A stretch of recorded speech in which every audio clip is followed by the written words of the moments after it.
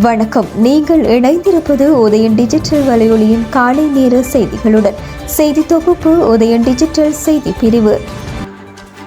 ஜனாதிபதி அனுரகுமார திசாநாயக்க கடந்த ஜனவரி மாதம் 31ஆம் தேதி யாழ்ப்பாணம் வந்து சென்ற நிலையில் அவரின் போக்குவரத்து செலவு தொடர்பான தகவல்களை வழங்குவதற்கு ஜனாதிபதி செயலகம் மறுப்பு தெரிவித்துள்ளது. ஜனாதிபதியின் பயண செலவு தொடர்பில் தகவல் அறியும் உரிமைச் சட்டம் வாயிலாக முன்வைக்கப்பட்ட கோரிக்கைக்கு இவ்வாறு தகவல் வழங்க மறுப்பு தெரிவிக்கப்பட்டுள்ளது. ஜனாதிபதியின் பயண செலவுகள் தொடர்பான தகவல்களை வழங்கினால் அது அவரின் பாதுகாப்புக்கு நேரடி அச்சுறுத்தலாக அமையும் என்பதாலேயே தகவல் வழங்க முடியாதுள்ளதாகவும் ஜனாதிபதி செயலகம் குறிப்பிட்டுள்ளது. எனினும் தகவலை பெறுவதற்காக மேன்முறையீடு செய்யும் வாய்ப்பும் வழங்கப்பட்டுள்ளது. இதேவேளை ஜனாதிபதியின் வெளிநாட்டு பயணம் தொடர்பான விவரங்கள் அண்மையில் நாடாளுமன்றத்தில் வைத்து அறிவிக்கப்பட்டன.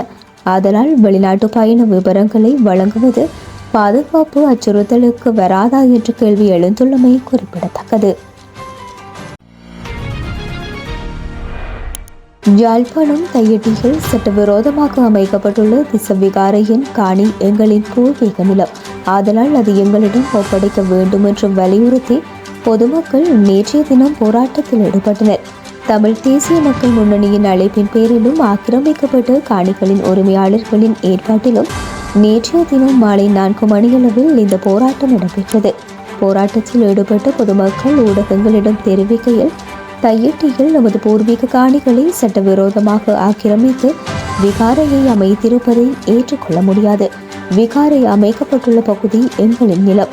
எங்களின் நிலத்தை ஆக்கிரமித்துவிட்டு வேறு நிலங்களையும் இழப்பீடுகளையும் வழங்கும் இத்தினங்களை நாம் ஒருபோதும் ஏற்கப் போவதில்லை. விகாரையை அகற்றிவிட்டு எங்களின் காணிகளை எங்களிடமே ஒப்படைக்க அரசாங்கம் நடவடிக்கைகளை மேற்கொள்ள வேண்டும். எமக்கு எமது காணிகள் தான் வேண்டும் என்றனர். நேற்றைய தினம் ஆரம்பித்த போராட்டம் பௌர்ணமி தினமான இன்றைய தினம் தொடர்ச்சியாக முன்னெடுக்கப்பட உள்ளது.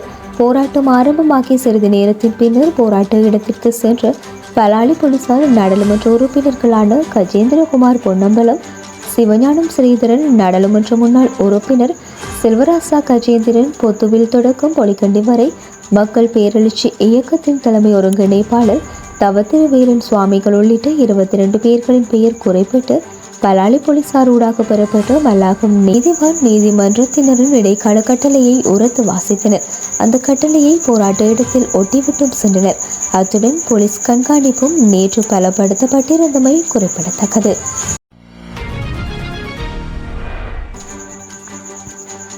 தமது பதவி காலத்தில் அளவுக்கு அதிகமான எரிபொருளை பெற்றுக்கொண்ட குற்றச்சாட்டில் நாடாளுமன்ற முன்னாள் உறுப்பினரும் நாடாளுமன்ற குழுக்களின் முன்னாள் துணைத் தலைவருமான அங்கஜன் ராமநாதனுக்கு எதிராக விசாரணைகள் இடம்பெறவுள்ளன. முன்னாள் சபாநாயகர் மஹிந்த ஜாபே அபவர்த்தன, முன்னாள் துணை சபாநாயகர் அஜித் ராஜபக்ச ஆகியோருக்கு எதிராகவும் அளவுக்கு அதிகமான எரிபொருள் ஒதுக்கீடுகளை பெற்றமை தொடர்பான விசாரணைகள் முன்னெடுக்கப்படவுள்ளன.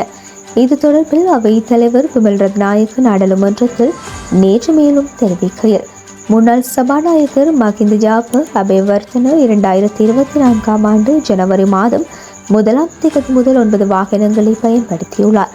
மேலும் எரிபொருளுக்காக 33 மில்லியன் ரூபாய் செலவிட்டுள்ளார். துணை சபாநாயகர் அஜித் ராஜபக்ச 2024ஆம் ஆண்டில் 6 வாகனங்களை பயன்படுத்தியுள்ளார்.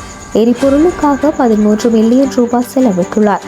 நாடாளுமன்ற குழுக்களின் துணைத் தலைவர் அங்கஜன் ராமநாதன் 2024ஆம் ஆண்டில் 4 வாகனங்களை பயன்படுத்தியுள்ளார். எரிபொருளுக்காக 7 மில்லியன் ரூபாய் செலவிட்டுள்ளார். இந்த நபர்களுக்கு எதிராக விசாரணைகள் மேற்கொள்ளப்பட வேண்டும். அதற்குரிய சாத்தியங்களை ஆராயுமாறு கோருகின்றேன் என்றார். உள்ளூராட்சி தேர்தலுக்கான தபால் மூல வாக்காளர்களின் விண்ணப்பங்களை ஏற்கும் காலம் நீடிக்கப்பட்டுள்ளது என்று தேர்தல்கள் ஆணைக்குழு அறிவித்துள்ளது. தபால் மூலம் வாக்களிப்போரின் விண்ணப்பங்களை ஏற்கும் காலம் நேற்று நள்ளிரவுடன் நிறைவடைவதாக அறிவிக்கப்பட்டிருந்தது. இந்த நிலையில் தற்போது எதிர்வரும் 17ஆம் தேதி நள்ளிரவு 12 மணி வரை விண்ணப்ப காலம் நீடிக்கப்பட்டுள்ளதாக தேர்தல்கள் ஆணைக்குழு அறிவித்துள்ளது.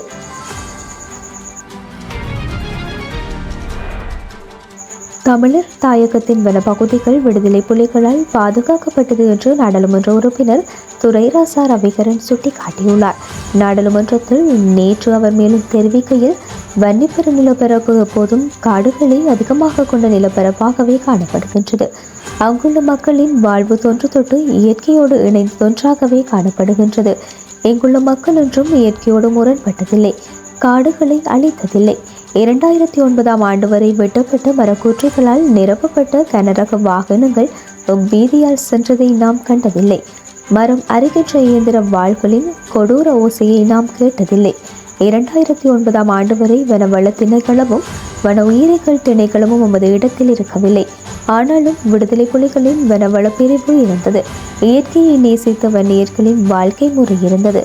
இதனால் வனப்பகுதிகள் அழிக்கப்படவில்லை. காடுகள் அழிக்கப்பட்டு மரங்கள் வெட்டு மரங்களாகவும் விறகு தேவைகளுக்காகவும் பெருநகரங்களை நோக்கி ஏற்றி செல்லப்படவில்லை. காடுகள் மிகவும் கவனமாக காவல் செய்யப்பட்டன.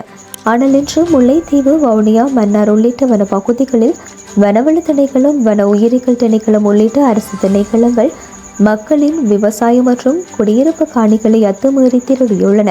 இவ்வாறு மக்களின் காணி திருட்டில் ஈடுபடும் திணைக்களங்களில் ஒன்றான வனவள திணைக்களம் வன்னியில் இடம்பெறும் சட்டவிரோத காடழிப்பு செயற்பாடுகளை கட்டுப்படுத்தி வனவளத்தை பாதுகாக்க நடவடிக்கை எடுப்பதில்லை என்றார். கச்சத்தீவு புனித அந்தோணியார் ஆலய வருடாந்த திருவிழா நாளைய தினம் ஆரம்பமாக உள்ள நிலையில் இதற்கான ஏற்பாடுகள் முழுமையடைந்துள்ளன என்று தெரிவிக்கப்பட்டுள்ளது. நாளை மறுதினம் என 2 தினங்கள் கொண்டதாக கச்சத்தீவு பெருவிழா நடைபெறவுள்ளது. யாழ் மாவட்ட செயலாளரின் ஒருங்கிணைப்பில் யாழ்ப்பாண ஆயர் இல்லம், இலங்கை கடற்படை, நெடுந்தீவு பிரதேச செயலகம் மற்றும் சம்பந்தப்பட்ட சகல திணைக்களங்களினதும் முழுமையான ஒத்துழைப்புடன் அண்மைய நாட்களாக ஏற்பாடுகள் இடம்பெற்று வந்தன. இந்த நிலையில் திருவிழாவுக்கான ஏற்பாடுகள் அனைத்தும் தற்போது முழுமையடைந்துள்ளன என்று தெரிய வருகின்றது. இத்துடன் உதயன் டிஜிட்டல் வலையொலியின் காலை நேர செய்திகள் நிறைவடைகின்றன. தொடர்ந்தும் இரவு நேர பிரதான செய்திகளுடன் இணைந்திருங்கள். வணக்கம்.